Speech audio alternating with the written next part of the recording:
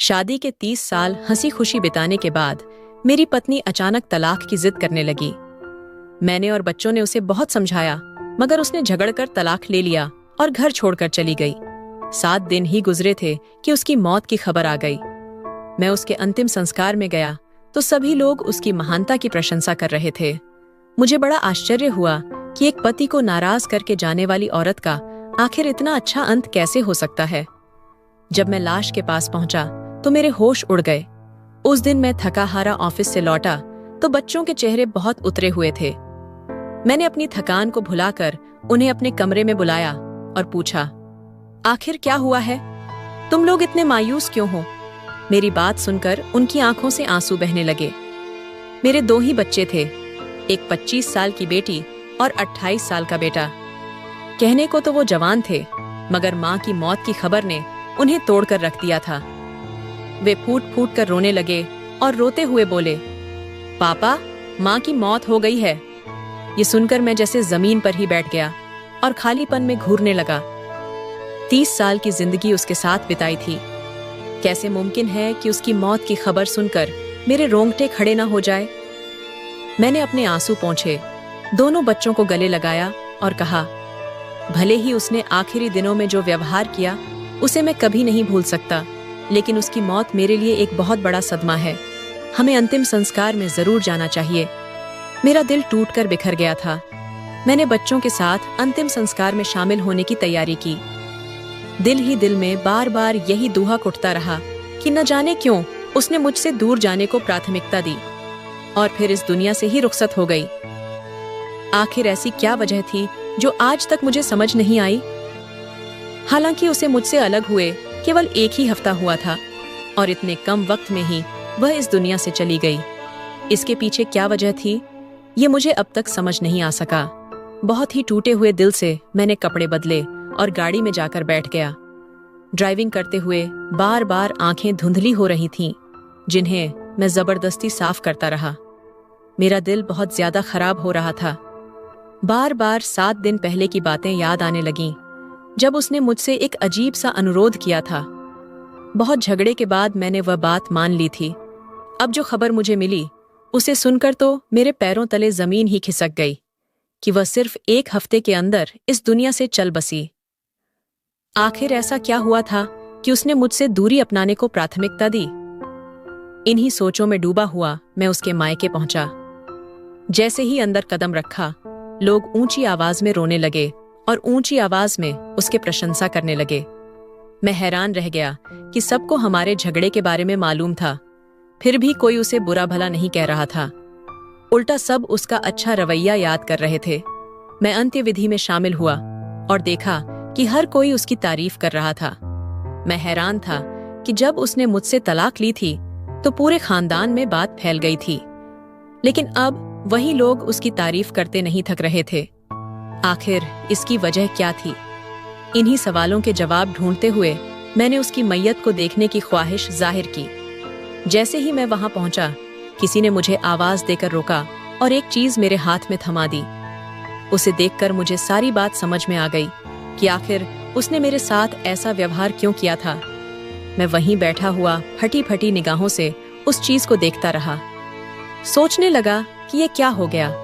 मैं अपने अतीत में खो गया। मेरा अतीत बेहद दर्दनाक और कड़वी हकीकतों से भरा हुआ था, और यह कड़वी सच्चाई पिछले 1 हफ्ते में मेरी जिंदगी में आई थी, जिसने मेरी दुनिया उजाड़ कर रख दी। मैं वहीं बैठा बैठा उन तमाम मंजरों को सोचने लगा। अब हकीकत मेरे सामने थी। मुझे पता चल चुका था कि अपने पति को नाराज करने वाली औरत के साथ भी अच्छा बर्ताव कैसे हो गया। जब मुझे सच्चाई का पता चला तो मेरा दिल जोर जोर से धड़कने लगा। मैंने वहीं बैठकर अपना सिर घुटनों में छुपा लिया और नम आंखों के साथ उन तमाम यादों को याद करने लगा, जिनमें एक हकीकत छिपी हुई थी, लेकिन मेरी निगाहों से वो ओझल रही। मेरा नाम श्रीकांत है। मैं अपने माँ बाप का सबसे बड़ा बेटा हूँ। मेरे बाद 3 बहनें हैं और एक छोटा भाई। जब मैं 10 साल का था तो माँ विधवा हो गई थी। पिताजी की शक्ल मुझे हल्की हल्की याद है, लेकिन पूरी तरह से वह मेरी यादों से मिट चुकी है, क्योंकि उस समय इतनी समझ नहीं थी। होश तब आया जब माँ ने मुझसे कहा कि अब घर की सारी जिम्मेदारी तुम्हारे कंधों पर है। उस वक्त मेरी उम्र सिर्फ 12 साल थी। मैंने अपनी पढ़ाई छोड़ दी और एक छोटी सी परचून की दुकान पर काम करने लग गया। सुबह 9 बजे जाता और रात 12 बजे वापस आता। मुझे महीने भर की तनख्वाह बहुत कम मिलती थी, लेकिन माँ के लिए वो भी बहुत थी। वह खुद भी मेहनत करती थीं, घर घर जाकर काम करतीं, मगर वो मजबूर थीं। इस तरह उनके काम और मेरी दुकान की नौकरी से हमारा गुजारा चलने लगा। कभी कभी कंगाली की नौबत भी आ जाती, लेकिन माँ ने हमेशा सब्र और शुक्र का दामन थामे रखा। इसलिए ये वक्त भी गुजर गया। दिन बीतते गए। मेरे मालिक ने जब देखा कि मैं ईमानदार और नेक बच्चा हूं, तो उन्होंने मुझे अपनी बड़ी दुकान में भेज दिया, जहां मेरी तनख्वाह बढ़ा दी गई। जब माँ को ये खबर सुनाई तो उन्होंने फौरन खबर दी कि मेरे मालिक ने भी मेरी तनख्वाह बढ़ा दी है। उन्होंने कहा कि अब हमें अपनी और तुम्हारी कमाई से जो पैसे बचें, उन्हें तुम्हारी बहनों के दहेज के लिए जमा करना चाहिए। मुझे भी माँ की यह बात पसंद आई। हालांकि मेरी उम्र सिर्फ 15 साल थी, लेकिन हालात ने मुझे वक्त से पहले बड़ा बना दिया था। मैं हर बात समझने लगा था। दिन रात की मेहनत के बाद हम इस काबिल हो गए कि एक बहन का दहेज तैयार कर सकें, और उसके लिए अच्छा रिश्ता आने पर उसकी शादी कर दी। ये मेरी जिंदगी की पहली कामयाबी थी। इसी दौरान मुझे पढ़ाई का भी शौक हुआ, तो मैंने दोबारा अपनी पढ़ाई शुरू कर दी। मैं सुबह काम पर जाता और रात को फुर्सत मिलने पर पढ़ाई करता। मैं अपने छोटे भाई को भी पढ़ने के लिए प्रेरित करता था।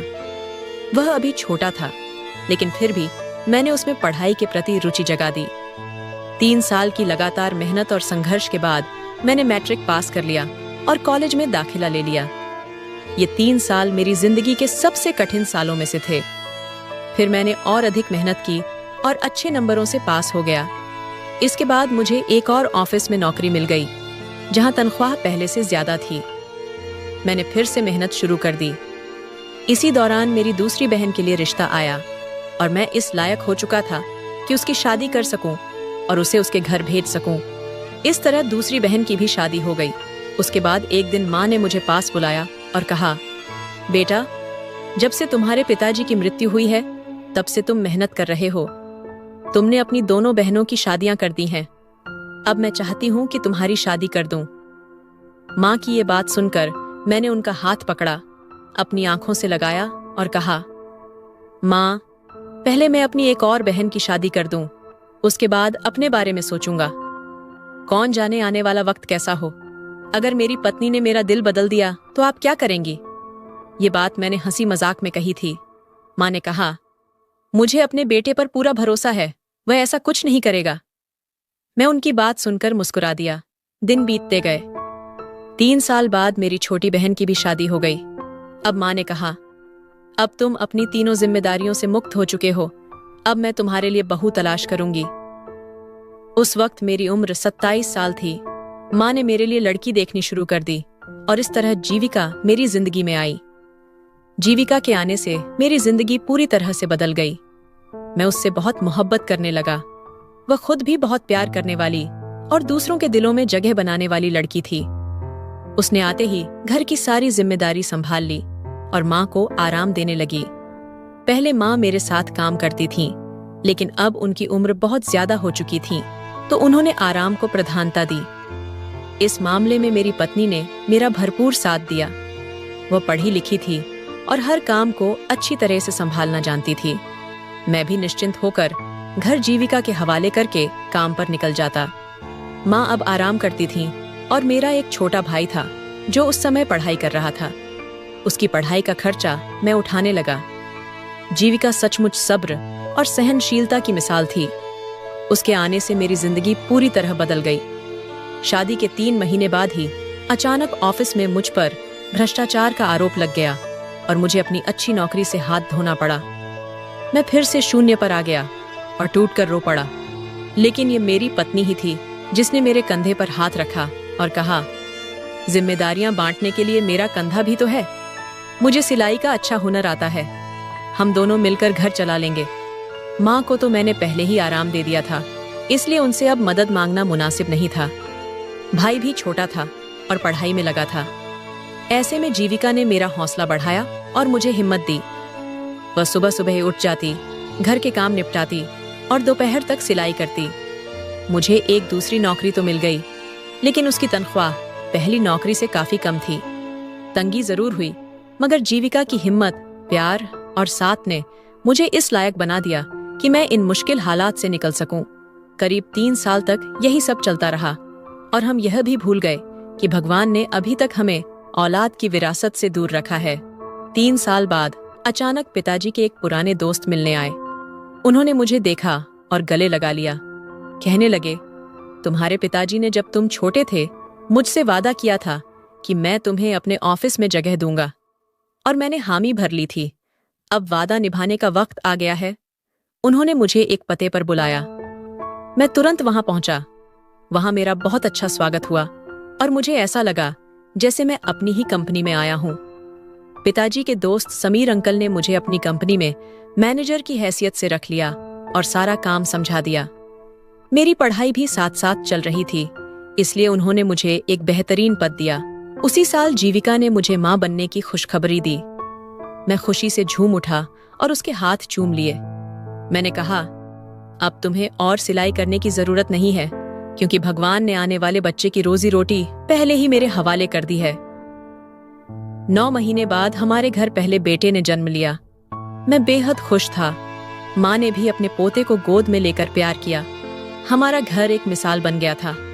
अब माँ बुजुर्ग हो चली थीं और उनके घुटनों में दर्द रहने लगा था, तो जीविका बढ़ चढ़कर उनका काम करती थी। मुझे उसकी यही आदत सबसे ज्यादा पसंद थी।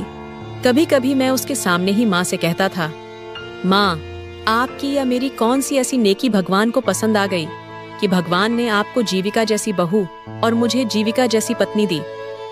भगवान ने मेरी जिंदगी पर बहुत बड़ा एहसान किया है, जिसे मैं कभी चुका नहीं सकता। जीविका ने मेरा साथ उस वक्त दिया जब मुझे लगा कि मैं पूरी तरह टूट चुका हूँ, जब मुझे ऐसा लगा कि अब कोई मेरा सहारा नहीं बनेगा। उसने हर अच्छे बुरे वक्त में मेरा साथ दिया और मुझे सही गलत की पहचान करने में बहुत मदद की। मेरे बच्चों की परवरिश भी मिसाली रही। उसकी जितनी खूबियां थीं, अगर उन्हें गिनने बैठूं तो कभी खत्म ही न हो। वह वाकई में बहुत अच्छी गृहिणी साबित हुई थी। मेरी जिंदगी में उसके जैसा कोई और हो ही नहीं सकता था। जब डॉक्टर ने माँ को पूरी तरह बेड रेस्ट की सलाह दी, तब जीविका ने सारी जिम्मेदारियां संभाल लीं। मैंने उससे कहा था कि तुम्हारी मदद के लिए मैं एक नर्स रखवा देता हूँ, लेकिन उसने तुरंत सख्ती से मना कर दिया। कहने लगी, घर के बुजुर्गों को अगर कोई बीमारी लग जाए तो उन्हें दूसरों के हवाले नहीं किया जाता, बल्कि यह तो एक सेवा का मौका है जिसे आपको पूरी तरह निभाना चाहिए। ये ईश्वर की देन है, जिनके कदमों तले स्वर्ग है। उसकी यह बात सुनकर मुझे उस पर बेहद प्यार आया। इसी दौरान उसे दूसरी बार मां बनने की खुशी भी मिली, लेकिन उसने अपनी इस खुशी को एक तरफ रखकर मेरी मां की भरपूर सेवा की। मां ने अपने आखिरी वक्त में उसे बहुत दुआएं दी और कहा, तू अपनी अच्छी आदतों से इस घर को स्वर्ग बना गई है। खुदा तेरी स्वर्ग को भी संवार दे और तेरा स्वागत करे। उनकी इस दुआ पर मैं कभी कभी हंस देता और माँ से कहता, माँ, क्या आप अभी से मेरी पत्नी को मरने की दुआएं दे रही हैं? तो जीविका मुझे टोक देती और कहती, ऐसा ना कहिए। बुजुर्गों की दुआओं में बहुत से राज छिपे होते हैं, उन्हें दुआ देने दीजिए। अगर उनकी दुआ मुझे लग गई तो मेरी दुनिया और परलोक दोनों संवर जाएंगी। माँ का मन उससे लग गया था और वे अपने आखिरी वक्त में ज्यादातर उसी के पास रहती और बातें करती। मैं बेटा होकर उतनी सेवा नहीं कर सका जितनी एक बहू बनकर जीविका ने की।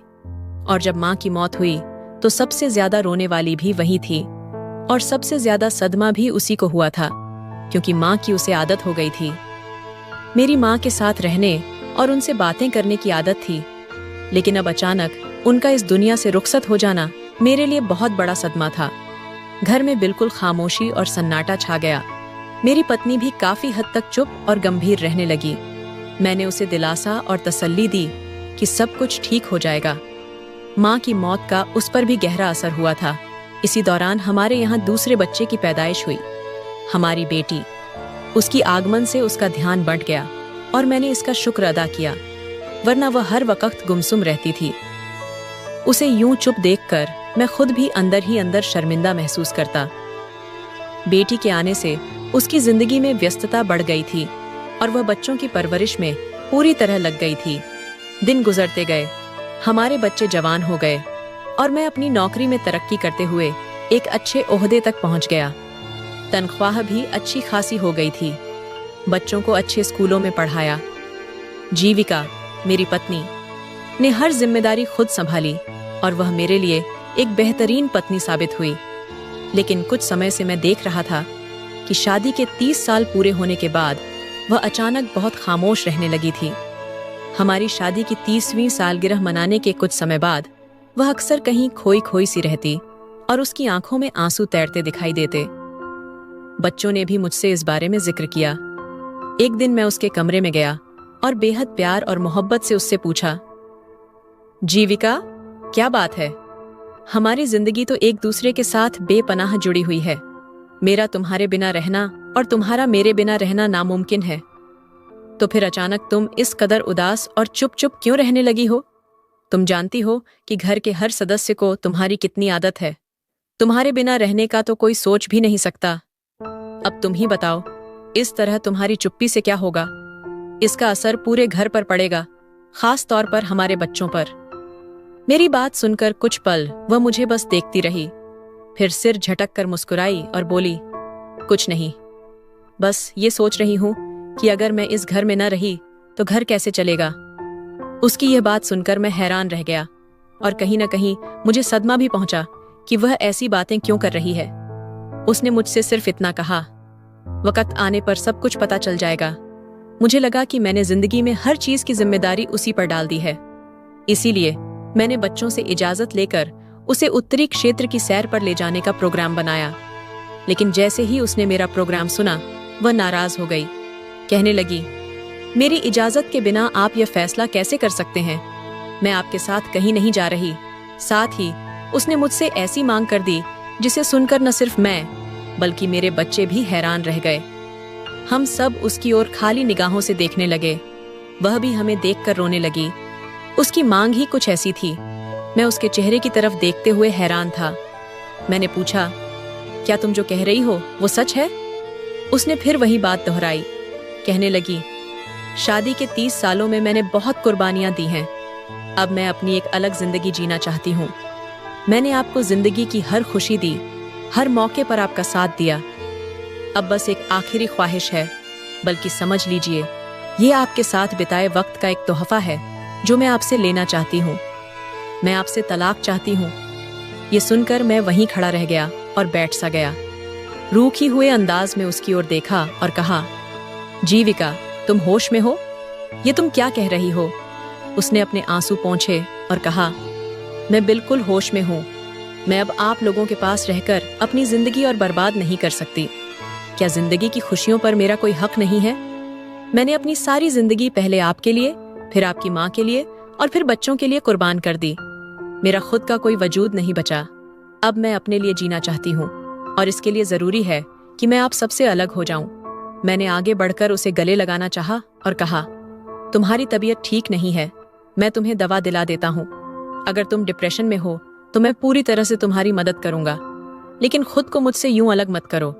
बच्चे अब जवान हो गए हैं। बच्चों को हर वक्त माँ बाप की जरूरत होती है। तुमने ऐसा सोच भी कैसे लिया? उसने खुद को मुझसे अलग किया और कहा, जब मैंने अपनी पूरी जिंदगी आप लोगों के लिए कुर्बान की तब सब ठीक था। अब जब मैं अपने लिए कुछ मांग रही हूँ तो आप लोगों को बुरा लग रहा है? क्या मेरी कुर्बानियों का यही सिला मिला है? 3 दिनों तक वह मुझसे बार बार यही मांग करती रही और मैं उन 3 दिनों में खुद को जैसे अंगारों पर चलता हुआ महसूस कर रहा था। मुझे समझ नहीं आ रहा था कि वह ऐसा क्यों चाह रही है। उसे वजह पूछता तो वह कहती, वजह मेरे और भगवान के दरमियान है। मैं यहाँ रहना ही नहीं चाहती, तो फिर आप लोग मुझे मजबूर क्यों कर रहे हैं? मैंने उसे दुनिया के डर दिखाए, समाज की बातों का हवाला दिया। मैंने कहा, सोचो लोग क्या कहेंगे। शादी के 30 साल बाद तलाक की क्या वजह हो सकती है? लोग तुम्हारे किरदार पर उंगली उठाएंगे। अगर तुम्हें मुझसे कोई शिकायत है तो मुझसे कहो, मैं उसे दूर कर दूंगा, लेकिन इस तरह मुझसे अलग मत हो। उसकी इन बातों को सुनकर मेरा दिमाग सुन्न हो गया। अगर मैं उस वक्त गौर करता तो समझ जाता कि वह पहले से कहीं ज्यादा कमजोर हो चुकी थी। उसकी आंखों के नीचे गहरे काले घेरे बन चुके थे। वह हर वक्त सर पर दुपट्टा ओढ़े रहती और न जाने क्यों दिन ब दिन दुबली होती जा रही थी। अगर मैं उसके कहे शब्दों से हटकर उसके हालात पर ध्यान देता तो शायद अंदाजा हो जाता। मेरे बच्चों ने भी मेरा ध्यान इस ओर दिलाया था, लेकिन मैं तो बस उसे रोकने की कोशिश करता रहा। मैंने उसे रोकने के लिए हर मुमकिन कोशिश की, यहाँ तक कि उसके कदमों में गिर गया, लेकिन उसने यह कहकर मुझे पीछे हटा दिया, ये मेरी जिंदगी है और मैं ही इसका फैसला करूंगी। अब मैं किसी की भावनात्मक ब्लैकमेलिंग में नहीं आऊंगी। मैं वही करूंगी जो मेरा दिल चाहता है। आपके पास सिर्फ 2 घंटे हैं। अगर इन 2 घंटों में आपने मुझे तलाक नहीं दी तो मैं अदालत से खौला ले लूंगी।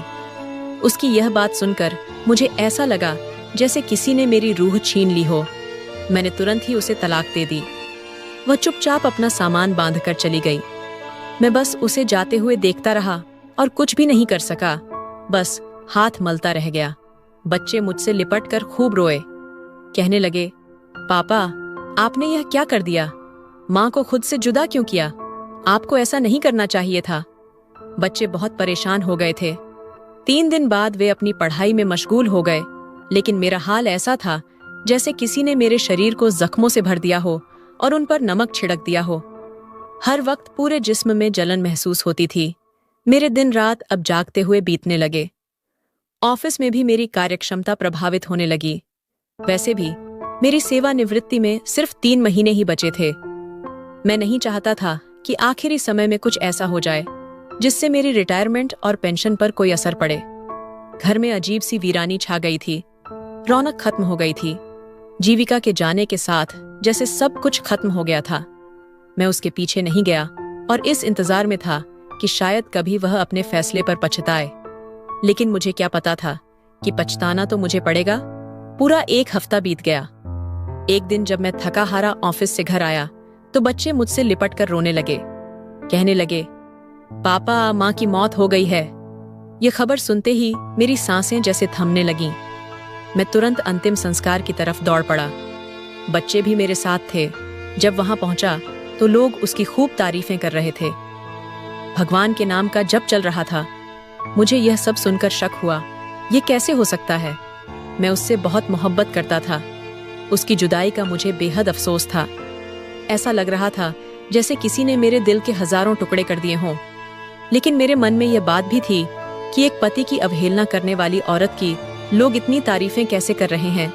अचानक मैंने जीविका को आखिरी बार देखने के लिए कदम बढ़ाए। तभी वहां मौजूद उसकी भाभी ने मेरे हाथ में एक कागज दे दिया। मेरी नजर जीविका के चेहरे पर पड़ी। वह पूरी तरह प्रकाश से चमक रहा था। उसका चेहरा बहुत ही रोशन और शांत लग रहा था। ये देख मेरा दिल एकदम सुकून से भर गया। जैसे ही मैंने वह कागज खोला और पढ़ना शुरू किया, उसमें लिखा था, मेरे प्यारे पति, जिंदगी की एक कड़वी हकीकत का मुझे आज ही पता चला है। यह हकीकत इतनी दर्दनाक है कि चाहकर भी उसे झुठला नहीं सकती। डॉक्टर ने मुझे एक ऐसी बीमारी के बारे में बताया है जो एक वायरस की तरह फैलती है और इंसानी जिस्म को बुरी तरह प्रभावित करती है। ये बीमारी हर 100 में से किसी एक को होती है और जिससे होती है उसका पूरा घर भी इसकी चपेट में आ सकता है, यहाँ तक कि मौत भी हो सकती है। जब मुझे इस बीमारी का पता चला तभी मैंने जानबूझकर तुमसे लड़ाई झगड़ा करना शुरू कर दिया ताकि मैं खुद को तुमसे अलग कर सकूं। तुम्हारी और बच्चों की जिंदगी मुझे बहुत प्रिय थी। मैंने तुमसे कभी नफरत नहीं की और ना ही मेरी जिंदगी में ऐसा कोई दूसरा मर्द था जिसके लिए मैंने तुम्हें छोड़ा। बस यह बीमारी ही थी जिसने हमें जुदा कर दिया। डॉक्टर ने बताया कि जैसे जैसे वक्त गुजरेगा यह बीमारी फैलती जाएगी। 1 महीना बीतते ही घर के बाकी लोग भी इसकी चपेट में आ सकते हैं। इस बीमारी का अब तक दुनिया में कोई इलाज नहीं है। इसमें सबसे पहले इंसान की त्वचा झड़ने लगती है, फिर उसका मांस सड़ने लगता है और उसमें कीड़े पड़ जाते हैं। यह संक्रमण दूसरों तक भी फैल सकता है। इसी वजह से मैंने तुमसे तलाक लेकर एक वीरान जंगल में एक झोपड़ी में रहना शुरू कर दिया। वहीं मेरी मौत हो गई। मुझे पूरा यकीन है कि मेरी मौत के बाद यह खत तुम्हें मिलेगा। मुझे माफ कर देना। जितनी भी तकलीफें मैंने तुम्हें दी उनका मुझे बहुत अफसोस है। नहीं मालूम ये तकलीफें तुम्हें कब तक महसूस होती रहेंगी, लेकिन मेरी दिल से दुआ है कि भगवान इनका समय कम करे और मैं जल्द इस दुनिया से रुखसत हो जाऊं। तुमसे दूर हुए आज 3रा दिन है और मैं ये खत लिख रही हूँ। उम्मीद है ये तुम्हें मिल जाएगा और तुम मुझे माफ कर दोगे। ये खत पढ़ते ही मैं जोर जोर से रोने लगा। मेरी आवाज सुनकर सारे लोग इकट्ठा हो गए और जब उन्होंने देखा कि मैं अपनी पत्नी की मैयत पर सिर रखकर रो रहा हूँ तो उन्होंने हमारी किस्मत पर अफसोस किया। जब मैंने अपने बच्चों को यह बात बताई तो वे भी रोने लगे। वे कहने लगे, माँ ने हम सबकी जिंदगी बचाने के लिए खुद को हमसे जुदा कर लिया, अपनी सेवा का हमें मौका तक नहीं दिया और एक बार फिर हमारे लिए अपनी जान कुर्बान कर दी। काश वो हमें बता देती तो हम उनका इलाज करवा सकते। हम ही बेखबर थे जो उनकी हालत देखकर अंदाजा नहीं लगा सके कि वो किस दर्द से गुजर रही थीं। तब मुझे समझ आया कि मेरी पत्नी जो मुझे नाराज करके गई थी, असल में उसने तो मेरे और हमारे बच्चों की जिंदगी पर बहुत बड़ा एहसान किया। इसी एहसान की बदौलत भगवान ने उसका नाम मोहब्बत से याद किए जाने वालों में शामिल कर दिया। अब मैं रोज उसकी कब्र पर जाता हूँ, ताजे फूल रखता हूँ, उससे ढेरों बातें करता हूँ और कहता हूँ कि भले ही वो इस दुनिया से जा चुकी है, लेकिन मैं स्वर्ग में उसका इंतजार करूंगा। हम दोनों स्वर्ग के साथी बनेंगे। दुनिया में 30 साल साथ गुजारने के बाद उससे जुदा होने का ख्याल भी मेरी रूह को बेचैन कर देता है। अब मैं मौत का इंतजार कर रहा हूँ। जिंदगी की सारी जिम्मेदारियां निभा चुका हूँ। अब सिर्फ अपनी पत्नी के पास जाने का इंतजार है, उस पत्नी के पास जिसने हमारे लिए अपनी जान कुर्बान कर दी और हमें कभी एहसास तक नहीं होने दिया। भगवान मेरी पत्नी को स्वर्ग में ऊंचा स्थान प्रदान करें।